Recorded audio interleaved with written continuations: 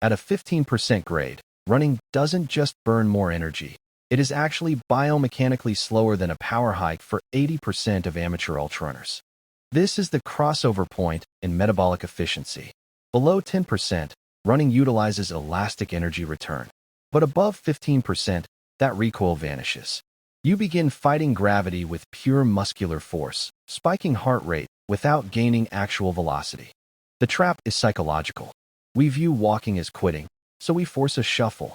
This ego jog burns glycogen at threshold intensity, zone 4, just to maintain a pace that is barely faster than a recovery walk.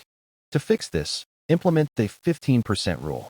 If you cannot see the top of the climb, or if the gradient exceeds 15%, you must switch immediately to a power hike. This preserves type 1 muscle fibers for the latter half of your race. Effective hiking is not resting, it is aggressive. Place hands on distal quads to engage the core, keep the chest open for oxygen intake, and maintain a cadence of 80+ steps per minute.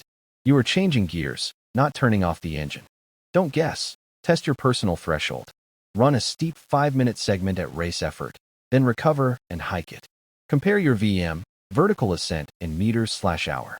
If the hiking VM is within 10% of the running VM, the hike is the superior strategic choice.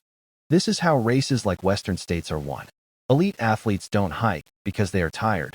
They hike to keep their heart rate under the aerobic ceiling, ensuring they have the eccentric durability to attack the downhills when it counts.